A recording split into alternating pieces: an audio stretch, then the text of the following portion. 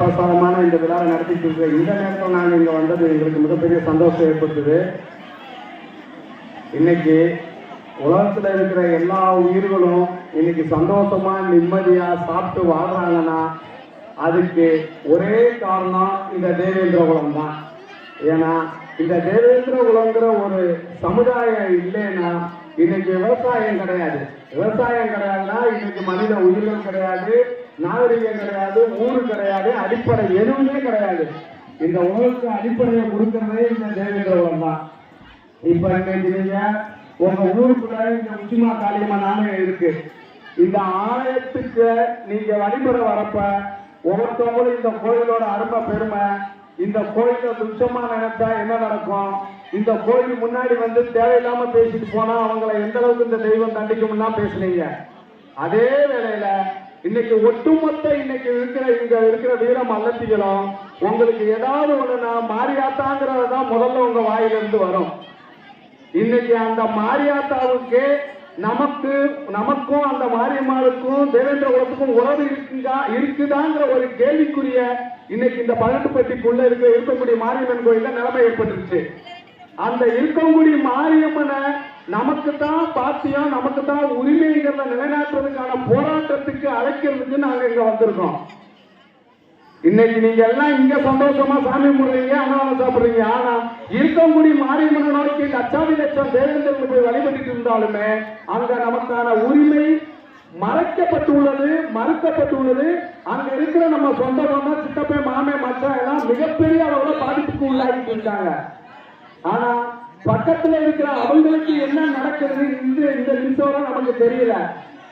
அது என்ன நடந்துட்டு இருக்குன்னா இன்னைக்கு பகட்டுப்பட்டி சுத்தி இன்னைக்கு இவ்வளவு ஜனங்கள் இருக்கிறீங்க. அந்த இருக்கக்கூடிய மாரியம்மன் எப்படி தோன்றினாங்க, அவங்களோட தலை வரலாறு என்னங்கிறது இந்த உலக அறியும். இப்ப இந்த ஊரு கிட்டத்தட்ட ஒரு 200 வருஷத்துக்கு முன்னாடி இருக்கும்.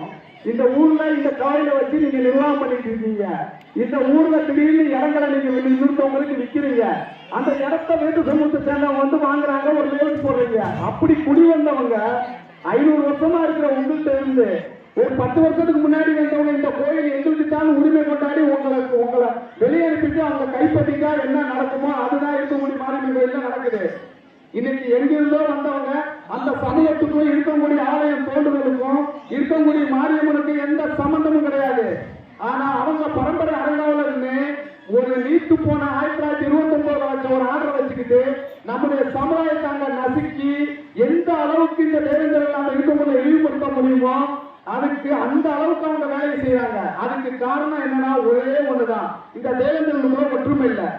நீங்க அதிமுக இருங்க, திமுக இருங்க, காங்கிரஸ்ல இருங்க, பிஜேபியில இருங்க, உங்களுக்கு எந்த கட்சியில உங்களுக்கு என்ன பதவி கொடுத்து கௌரவப்படுத்துறாங்களோ அதுல நீங்க ஆளுநர் தண்டையே பிடிச்சுக்கோங்க. உங்களை யாரும் வேணாம்னு சொல்லல.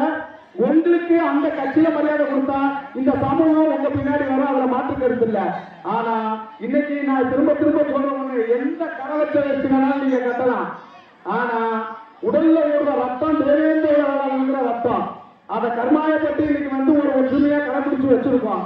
அந்த ஒற்றுமைக்கே இன்னைக்கு உங்களுக்கு பக்கத்துல இருக்கக்கூடிய வந்து உழ வச்சுட்டாங்க.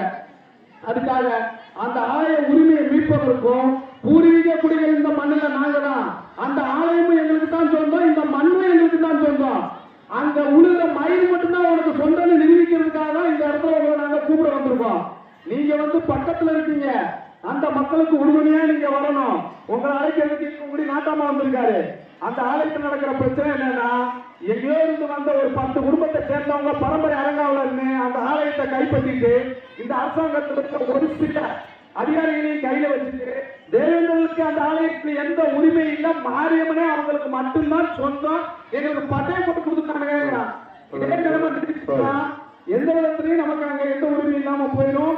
அந்த வாழ்வாதாரத்தை வாழ்ந்துட்டு இருக்க மக்களுக்கு எந்த அடிப்படையில் நம்ம போயிடும். எனவே வருங்காலங்களில் நாங்க இந்த இருக்கக்கூடிய மாரியம்மனை மீட்பது சம்பந்தமா சங்கரங்குடியில மிகப்பெரிய அளவில் ஒரு கூட்டம் நடந்துச்சு. ஒட்டுமொத்த சங்கரங்குடியில சுற்றுவட்டார கிராமமா அந்த போராட்ட களத்துக்கு வரேன்ட்டாங்க. ராஜபாளையத்தில் வச்சு நடத்தணும், அங்கேயே அனைத்து கிராமமும் வரேன்ட்டாங்க. வாசுதேவனில் நடத்தின மிகப்பெரிய எழுச்சி.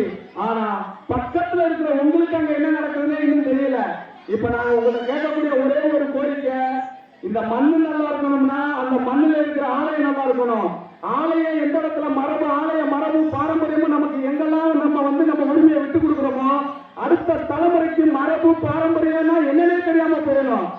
இன்னைக்கு போதைக்கும் அரசியல் சூழ்ச்சியிலையும் இன்னைக்கு சிக்கி இருக்கிற ஒரே சமுதாயம் ஒரு சமுதாயம் தான். இன்னைக்கு நீங்க பெண்கள் தான் ஒரு வீதம் மகத்துகிறா. ஒரு நிமிஷம் சொல்றேன் கேட்டுக்கோங்க. இன்னைக்கு ஒரு ஆம்பளை இல்லாம ஒரு குடும்பத்தை நடத்திடலாம், ஒரு பெண் இல்லாம ஒரு குடும்பத்தை நடத்த முடியாது.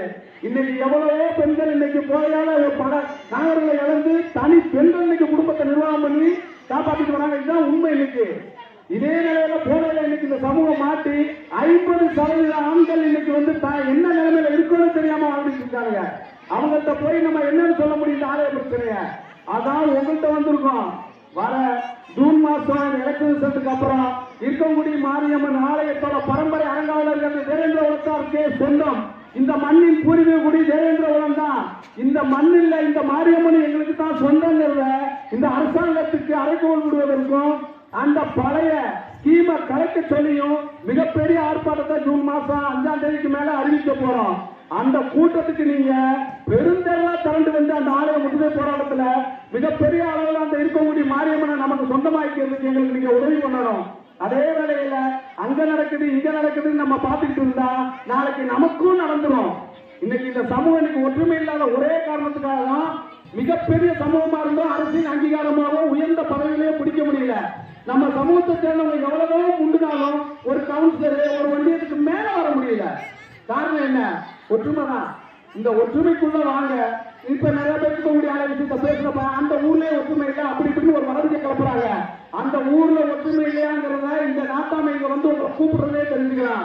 ஒரு ஊர்ல 500 பேர் இருக்கிறப்ப 5 பேர் 10 பேர் ஒரு தவறான கருத்தை பரப்பத்தான் செய்வாங்க. அந்த அப்படி ஒரு கடமை இல்லை. மாரியம்மனை மீட்டெடுப்போம், தேவேந்திர மரபை மீட்டெடுப்போம். அந்த மாரியம்மனுக்கும் தேவேந்திரனுக்கும் மட்டும்தான் சொந்தம். ஏன்னா நிலத்துக்கு சொந்தக்காரன் தேவேந்திரன், அந்த நிலத்துக்கு மலையை வரக்கூடியவா அந்த மாறி. போருக்கு போறப்ப நம்ம கூட வரவா இந்த காளி. காளியும் மாரியும் சொன்னா இந்த தேவேந்திர குலத்துக்கு மட்டும்தான். எனவே உங்களை இருவரும் கூப்பிட்டு நாங்க வேண்டி விரும்பி கேட்கிறோம்.